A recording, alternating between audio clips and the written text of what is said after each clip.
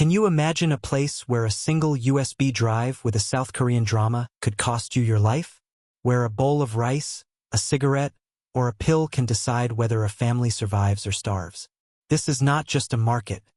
It is the hidden heartbeat of survival in the world's most secretive nation. Today, we step inside North Korea's black market, a world the government desperately wants to keep hidden. Introduction: the forbidden trade. Imagine a country where buying a simple bag of rice could mean the difference between life and death, where selling a foreign movie could lead to prison, and where a secret economy, hidden in the shadows, decides who eats and who starves.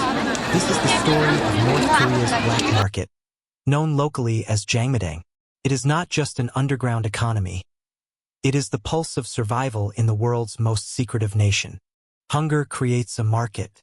The origins of the North Korean black market can be traced back to the Great Famine of the 1990s, known inside the country as the Arduous March. During these years, the government's food distribution system collapsed. Millions were left starving. But in the middle of this tragedy, something unexpected was born. Ordinary citizens, mostly women, began to secretly trade food, clothing, and daily goods. They bartered, exchanged, and smuggled whatever they could.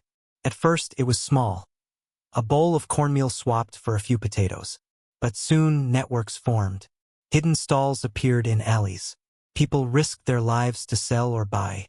And so, Jangmadang, literally meaning market grounds, emerged. The secret streets. Picture a dusty square in a North Korean town. By day, it looks like nothing, just an empty space. But when night falls, whispers spread.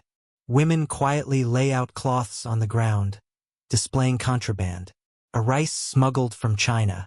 Cigarettes forbidden by state monopoly. Foreign DVDs hidden inside bags of flour.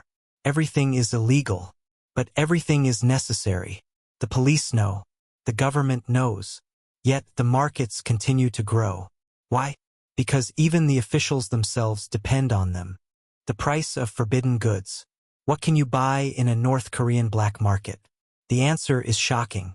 Food is at the center: rice, corn, eggs, cooking oil. Then come Chinese-made clothes, second-hand electronics, and even medicine unavailable in state hospitals. But the most dangerous item? Information. USB sticks filled with South Korean dramas and Western movies are traded in secret. For many North Koreans, it is their first glimpse into the outside world. A simple K-drama showing rich families in Seoul can shatter decades of propaganda. Owning such a USB can mean arrest, forced labor, even execution. Yet people keep watching. Why? Because truth is more valuable than gold. Smugglers and shadow networks. How does all this contraband enter one of the world's most isolated countries? The answer lies along the Chinese border, where rivers freeze in winter and smugglers cross under the cover of night. Some carry sacks of rice strapped to their backs. Others slip flash drives into waterproof bags, floating them across the river. Chinese traders pay off border guards. North Korean soldiers secretly allow the goods through for a price. In the shadows of dictatorship, corruption becomes the grease that keeps the black market alive. The women of the market. In a society where men are often forced into state-controlled jobs that pay almost nothing, it is the women who keep families alive. They are called the money women. Mothers, wives, even teenage girls, standing in the market, bargaining, risking arrest. One defector recalls her childhood. My mother sold rice secretly. If the police came, we had to run. I remember clutching the bags, terrified.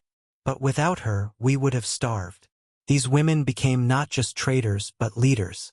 For the first time in North Korea's history, power shifted quietly into female hands. Not through politics, but through survival.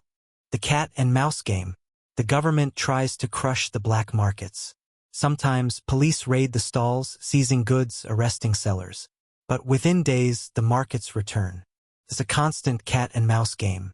Officials threaten harsh punishment, but many secretly take bribes to look the other way. In fact, some officers become customers themselves. The paradox. The regime needs the markets just as much as the people. The new generation. There is now a generation of North Koreans born after the famine, who grew up knowing only the black market as their real economy. They don't trust the state system. They don't believe in free rations or propaganda promises. They know that survival means trade. This market generation is quietly different. More independent, more skeptical, more connected, thanks to smuggled phones and foreign media. And that terrifies the regime. A world hidden in plain sight. Today, there are hundreds of black markets across North Korea. Some are tiny, hidden behind houses. Others are so large that they resemble official bazaars, tolerated by the state because they cannot be destroyed. Imagine walking through one. Rows of makeshift stalls, vendors whispering prices, children watching for police. Behind the smiles, a silent code. Trust no one. It looks ordinary, but beneath it lies rebellion, the rebellion of survival. The dangerous dream. For many who trade in these markets, the ultimate dream is not just survival, but escape. They hear about life in China. They hear about South Korea. They imagine a world where food is plenty, where movies are not forbidden, where electricity does not go dark each night. Some save enough money to pay brokers for a dangerous journey across the border. Most never make it, but even dreaming of another life is an act of quiet resistance. The invisible revolution. The black market of North Korea is not just about buying and selling. It is about life and death. It is about women rising as silent leaders. It is about information slipping past borders, one USB at a time. And it is about an entire generation slowly realizing the government does not feed them. The markets do. And so, the greatest secret of North Korea is not its weapons or its leaders. It is the invisible revolution happening in the alleys, the whispers, the hidden stalls. The revolution of survival.